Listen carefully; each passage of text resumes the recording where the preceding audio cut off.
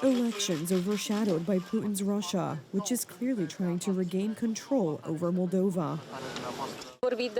We all know that the Russian Federation was heavily involved in our elections. We know about various methods, ranging from attempts to buy votes. We know about training young people to organize violence and destabilizing activities. All this so that Russia can take power in Chisinau. That is why today is a day in Moldova when we must protect our country. On the other side of the political divide is the openly pro-Russian Igor Dodon, who seeks to bring Moldova closer to Russia as a natural political and trading partner, who thinks it would ensure a bright future for Moldova.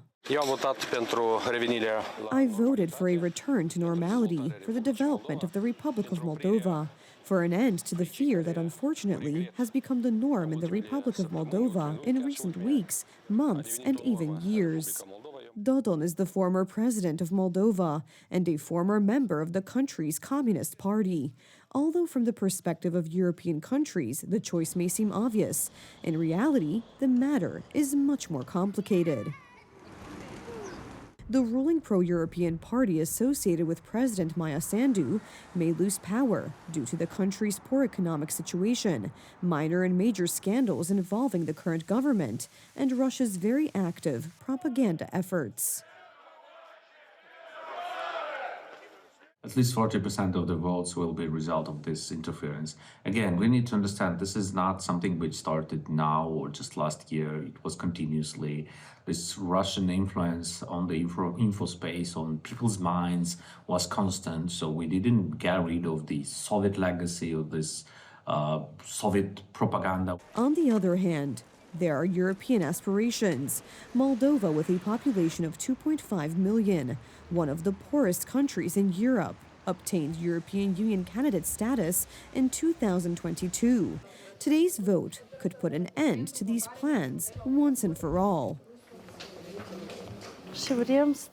I would very much like Moldova to be like Europe. That is what I want and wish for our children and grandchildren.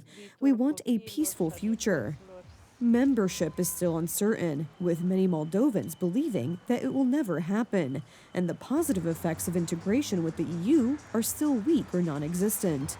On the other hand, political scandals and empty wallets have been very evident for many years. We have many thieves who have robbed us, even stripped us of our clothes, forced our children to go abroad because there was a catastrophe here.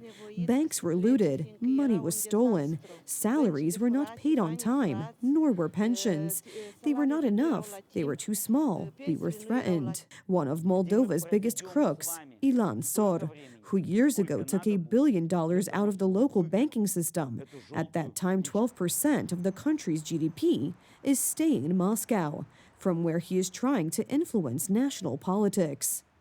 The last days before the election were marked by arrests and exclusions from the election of people associated with Moscow.